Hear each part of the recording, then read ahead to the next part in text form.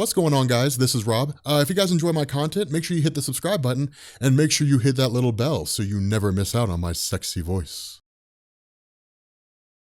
All right, what's going on, guys? This is Rob, and today we're going to be discussing a character that most of you guys have been asking for. A lot of people have been asking me for this, and I don't understand why. I do understand why. I mean, it's super clickbait. Galacta, the daughter of Galactus, the origins of the powers of her character. I mean, she is interesting.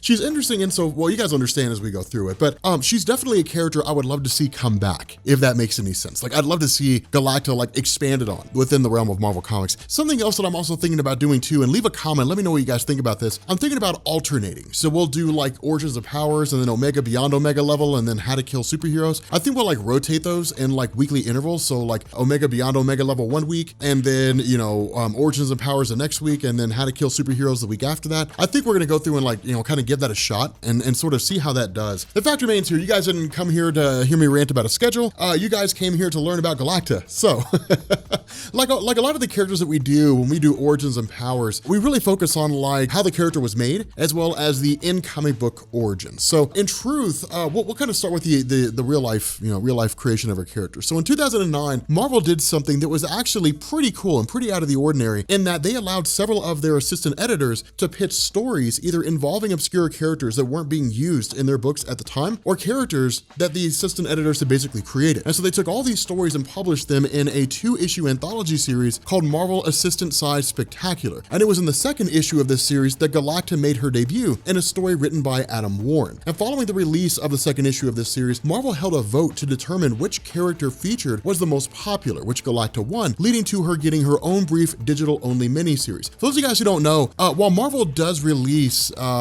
physical copies, which is to say comic books that you can go into your store and buy, you can also get the exact same things on Comixology. Marvel and even DC does it with Injustice as well as a couple others. Marvel publishes digital-only series, which means there's stories that you can't go into a comic book store and buy. You have to get them digitally. There's no other way to access them. But in terms of what her in-comic book origin is, we initially don't know anything about how Galacta came to be. When we first see her, she's living on Earth disguised as a young human who basically calls herself Gali because, she doesn't want people to associate her with Galactus, which kind of makes sense because, trying to devour Earth is not very good for your public perception.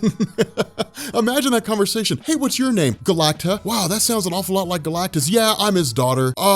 Hasn't he tried to consume the world before? Yeah, Pops tends to get a little emotional sometimes. I would love that conversation. That sounds so much like a Galactic conversation. Again, it's never really explained, where she came from or how she came to be. In one issue, she visits the Fantastic Four, and Susan Richards even wonders aloud who Galacta's mother is, but the question is never really answered, which suggests that either Marvel didn't put a whole lot of effort into creating Galacta's backstory because they didn't expect her to be around very long, or they simply were saving, the revelation of Galacta's mother for, something later on, some story that never really came to fruition. So we can go either way here, but with regards to her powers, Galacta is very much like her father in that she draws upon the power cosmic. Now, if you're not familiar with the power cosmic, it's basically like this inexhaustible source of energy that allows Galactus or anyone who possesses it, including Galacta, to do basically anything they want. And in fact, according to a remark from the Silver Surfer, the power cosmic originated in the astral plane, which is basically the place that telepaths go to when they commune and talk to each other. But outside of that, really not much has been said on the origin and nature of the power cosmic. We don't really know where it comes from. It's just kind of assumed that it's part and parcel to Galactus himself. And the power cosmic basically functions as a plot device that grants Galactus limitless power. That's really all it is. Now, one thing to keep in mind, the power cosmic can be given to other people. I mean, Galactus usually does it and gives them a portion of their power. It'd be kind of funny if Galactus was I make you Silver Surfer and give you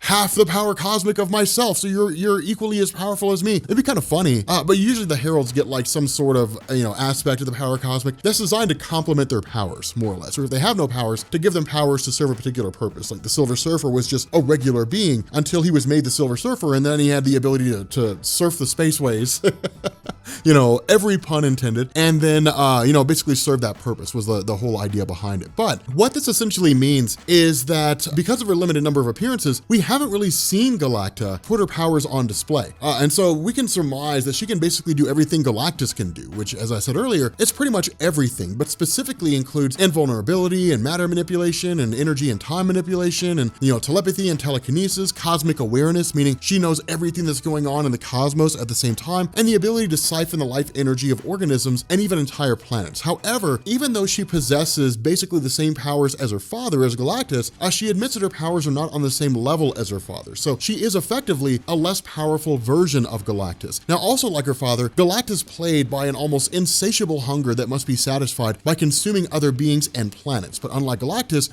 who consumed virtually any planet, kind of depending on the circumstances, it's one of those weird things. When he first emerged in the Marvel Universe, he would consume anything. It didn't matter what it was. It wasn't until the Silver Surfer basically showed up that was like, look, I'll help you out, but you can't consume planets that sustain life. And even Silver Surfer himself wouldn't take Galactus to planets that sustained life. And it was one of those kind of pacts that Galactus made, like, okay, fine, I won't consume planets that are capable of sustaining life. But for the most part, he doesn't really consume planets that are capable of supporting life or planets that already have life on them. It's one of those weird things. I mean, he did it to the Skrulls, but it was kind of in dire straits when that happened. But again, unlike Galactus, Galacta actually won't consume planets that sustain life. That's kind of a rule that she refuses to do. Not only that, like she won't consume any organisms that are native to Earth. And so what she does is she seeks out invasive life forms and consumes those, like alien parasites that would never be discoverable by human technology, but that she can locate due to her near omniscience. Now, this approach really kind of presents her with the problem of never being fully satisfied, and therefore having a gnawing hunger that constantly plagues her. And so think about Galactus feeding on entire planets and not being satisfied, and then imagine how much less satisfied eating microscopic organisms would leave him, and that's the situation that Galacta finds herself in. Now, Galacta then discovers that her hunger is being exacerbated by a parasite living inside of her that she dubs the cosmic tapeworm, which is actually a really, really cool name. But it basically gives her a kind of a desire to eat more and drain more of a portion of her power cosmic itself. And so, desperate to rid herself of this parasite, Galacta goes to the Fantastic Four for help, locating the Ultimate Nullifier, one of the most powerful devices in the Marvel Universe, with the ability to basically remove anything from existence if its user has the drive and the intelligence to pull it off. And so because of that, once Galacta obtains the Ultimate Nullifier, she intends to use it on the parasite living inside her. But she's stopped when Galactus appears to her and does two things. He uses a portion of his own power cosmic to nourish her and then increases her cosmic awareness, after which she realizes that the organism living inside of her is actually, for lack of a better term, a fetus that will one day mature into a cosmic being like Galactus and Galacta, and that she herself had once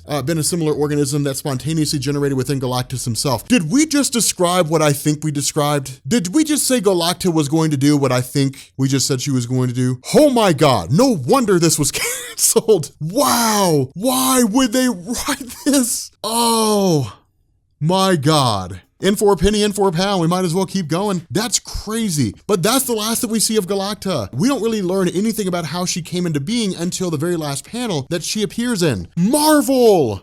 What were you thinking? Oh my God. Wow. Honestly, I'll leave this to you guys. Leave a comment below. I mean, this is kind of nuts. Leave a comment below. Let me know what you guys think. But anyway, yeah, like apparently Galacta's not in continuity. The question was asked of Tom Brevoort, who's the executive editor, and he said, no, she's not in continuity. I mean, he mentioned it on his Tumblr page. So we'll probably never see or hear from her again. But yeah, I mean, that's pretty much all we know about her character. I mean, it's a pretty short video, but she just doesn't have that many appearances and there's not a lot of information about her. But if you guys enjoyed this video, make sure you drop a like. If you're new here to Comics Explained, make sure you hit the sub button to become part of the Rob Corps. And I said those two things backwards. And yeah, I guess I'll catch you guys later.